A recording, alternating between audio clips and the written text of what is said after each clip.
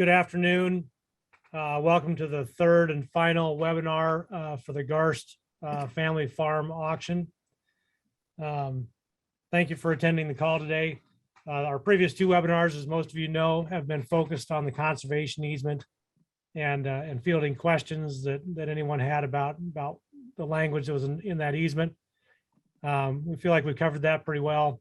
So this final auction is going to be a little bit different, or this final webinar is going to be a little bit different format. We're going to cover the auction details. We'll leave time at the end for questions, and make sure that everybody is comfortable going into next Tuesday's auction with how things are going to proceed and comfortable with the easement language. On the call today are several folks from Peoples, a company who will conduct the auction next week. Notably Matt Adams, who several of you have talked to, Steve Brewer, Jared Chambers will be the auctioneer on Tuesday. Paul Morph, who was the attorney that drafted the easement, is also on the call today. So, you know, as in the past two webinars, please type in your questions in the Q&A portion at the bottom of your screen, and we'll answer those at the end of the call. So first of all, if you're on this call, likely you're a bidder next Tuesday. We want to thank you for taking the time to examine the easement, to look at these farms, to review the information that we had out there, and to put in a meaningful bid here so that you could get to the live auction portion. We really appreciate all the work that's gone into getting us where we're at right now.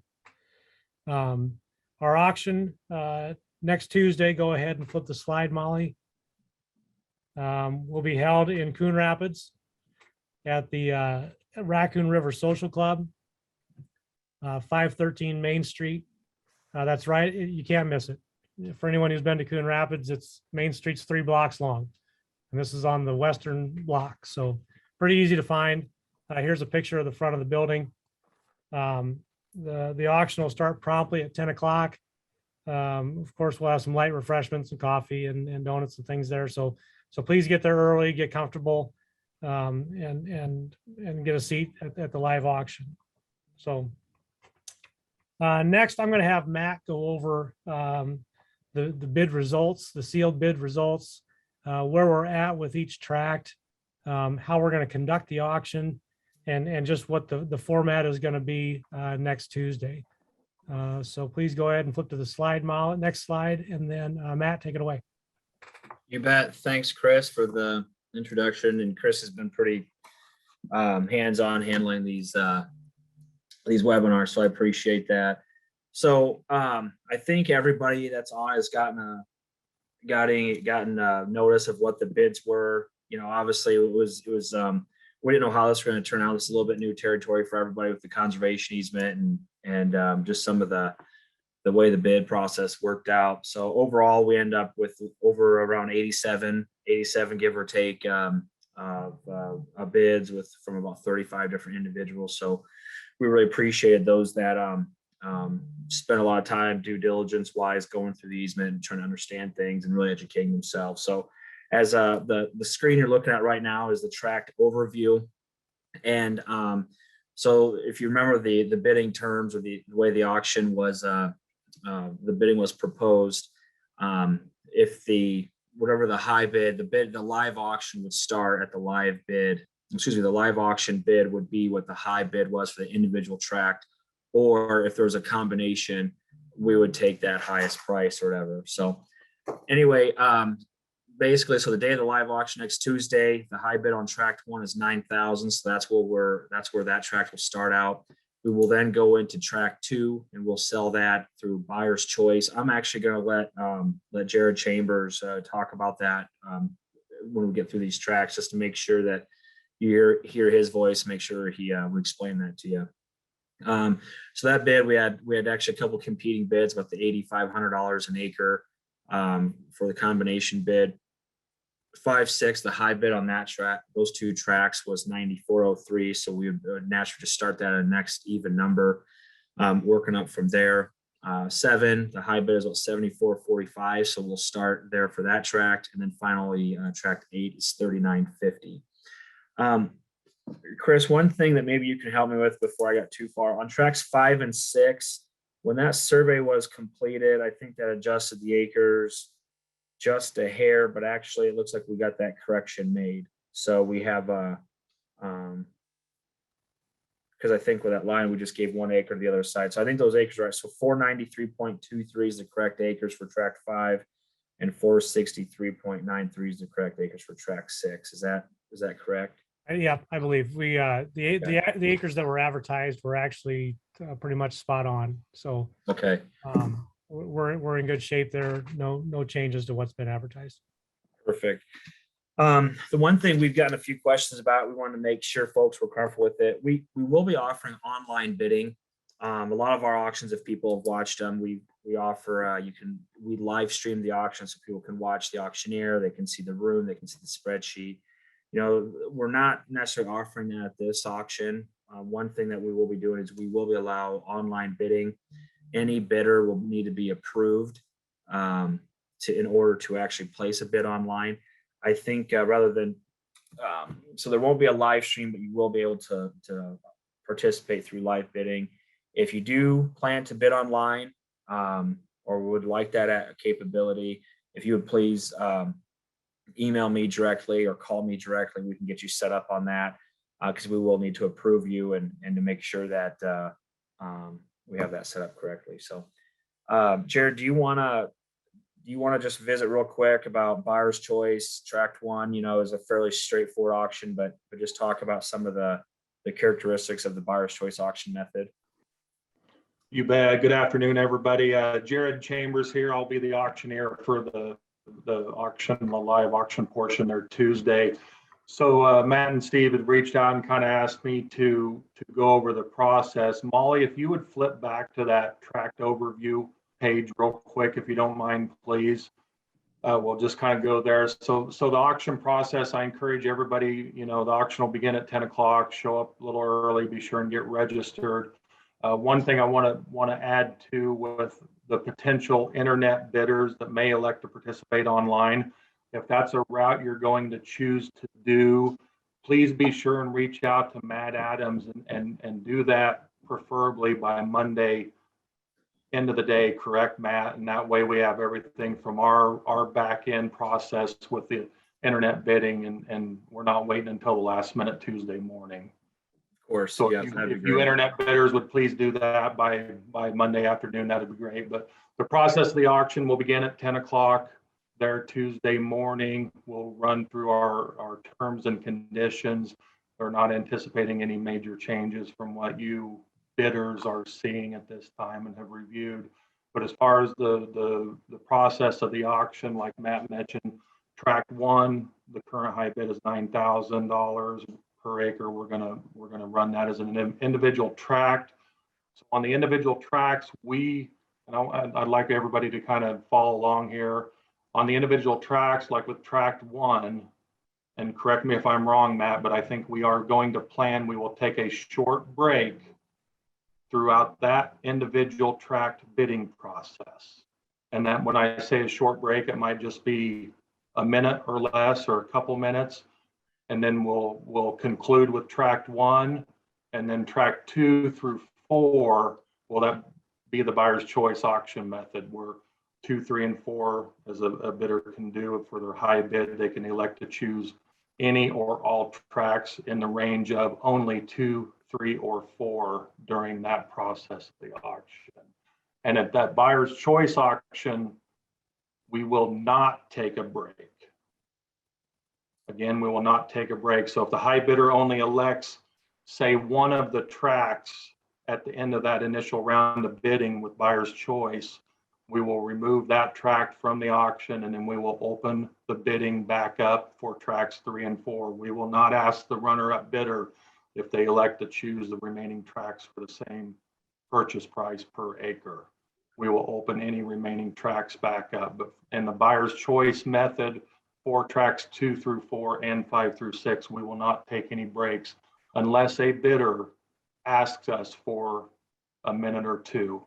We would be happy to give a bidder a minute or two if they need a moment. So we'll conclude with tracts 2 through 4 with the buyer's choice method, move right into tracks 5 and 6, which will be offered buyer's choice as well. So it'll be the same process there.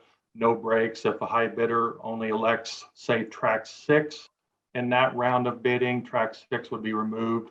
We would then open up the bidding for track 5 and conclude with that.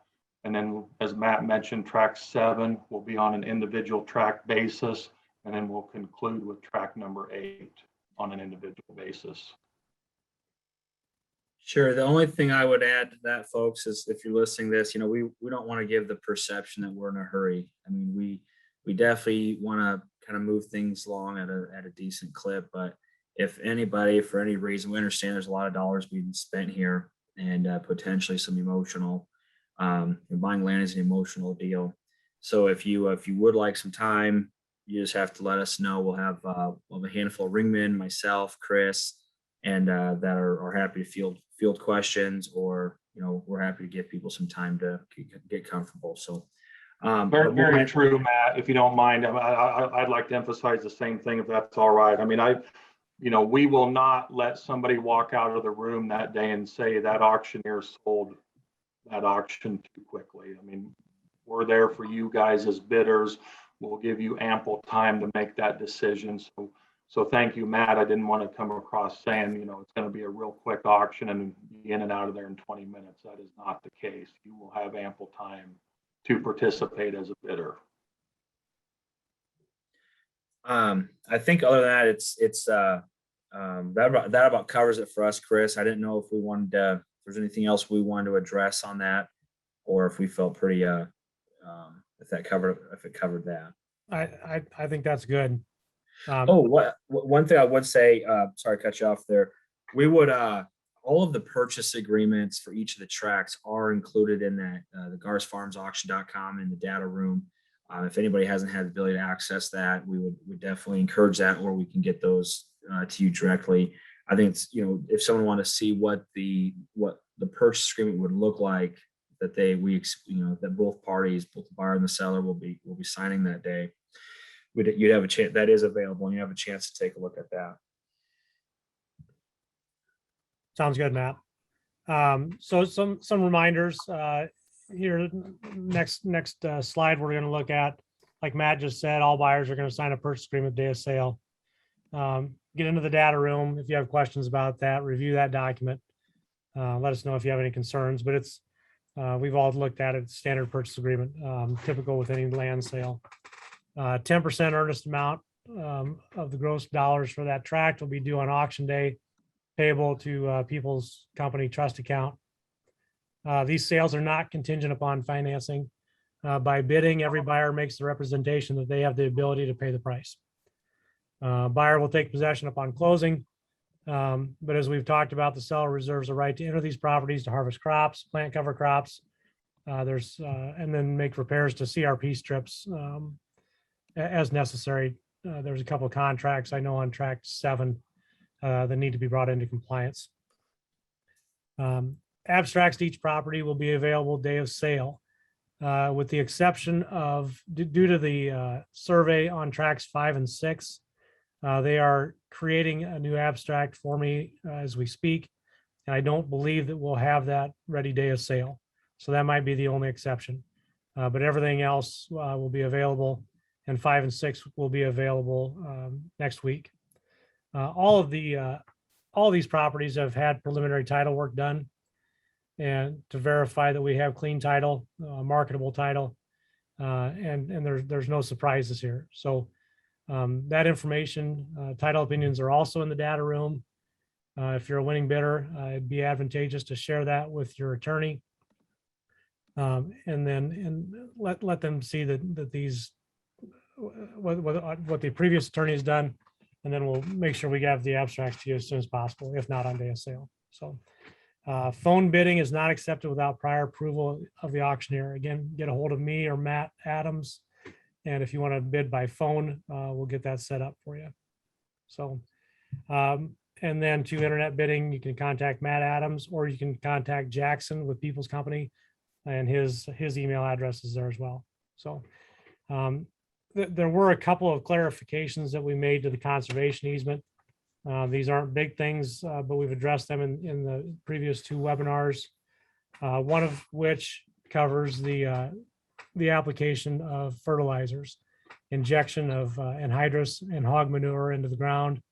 That's been clarified, and that language has been added into the easement so that that practice is protected.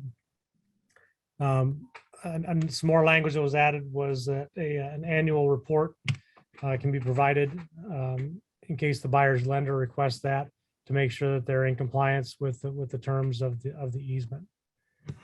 So with that, it's about all the comments I have today, folks. I'm looking here for questions. I haven't seen any questions pop up.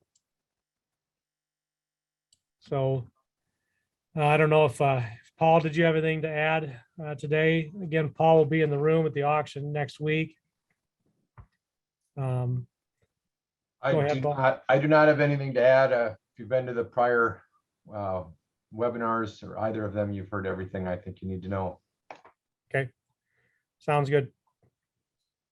One question just popped up and said, is there a way that I can access previous webinars? Yes, those were recorded. And if you go to garstfarmsauction.com, and scroll down to about the middle of the page, there's a big yellow box in the middle of the page that talks about conservation easement webinars. And there's a link to a YouTube video of the previous webinar recordings. So you can absolutely go back and watch both of the previous webinars. And this one is also being recorded and will be posted on YouTube as well. So all three of these webinars will be available to view later on. So Steve, did you have anything to add? Steve Brewer will be here next week as well. He's been heavily involved in this process too, for People's Company. There's been an awful lot of work getting to where we're at right now. So I think that everybody's chipped in and done quite a job in getting things where they are. So did you have anything, Chris, Steve? the only thing I would add is, for folks that are coming to the auction, I know there's been some folks that have inquired about bringing their banker or spouse or children or that sort of thing. And we are making sure that we kind of monitor who's in the room that day. And so Chris is going to keep tabs on that. So if you get harassed by us at the door, we're just trying to keep the sales private as we can. And if you have any questions about who can attend with you, you might touch base with Chris ahead of the sale. Yep, we'd appreciate that. Like Steve said, we just want to, we're not trying to keep people out of the room, but we need people to have be approved bidders. And then if you're with an approved bidder, you can come to the auction. So yes, a little bit unusual maybe, but we are going to ask, there'll be somebody at the door checking people into the auction, and just making sure we know who you are here. So. And Chris, the only other thing I would add is, we're just real tickled with the participation that we had. We had Matt outlined, the amount of bidding that we had, and I think we're going to have a great sale next week. And to reiterate, it's an absolute auction. So whatever price it trades at next week is where it'll trade, and there's no reserve prices or anything. So we're looking forward to some active bidding and really pleased with the participation we've had and the reaction to the conservation easement thus far. Absolutely. This is going to be exciting. There's a lot of land trading hands here. This is a good opportunity to put some really big tracks in your farming operation. If you haven't done so, drive by the farms right now. Of course, we've got some rain in this area, and the crops just look beautiful. This is a fantastic time of year. So let's see. There's another question here that popped up. What is the closing date for final payment? We've targeted September 17th for closing on all the tracks. Chris, we might mention too for that, for the person who asked that question, not only just, we would probably have, there has been abstracts have been updated, title opinions have been completed. So we basically did that to make sure there wasn't any title defects or things that we were going to have to work through prior to closing. So as far as abstract updates, title opinions, it should move pretty smooth. Yep, we've tried to expedite this as much as possible.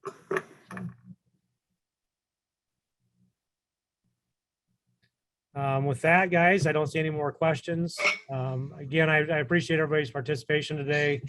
I really appreciate the work you've put into researching the easements and the land that we have for sale. And I look forward to seeing everybody next Tuesday. Thank you very much for attending. Bye.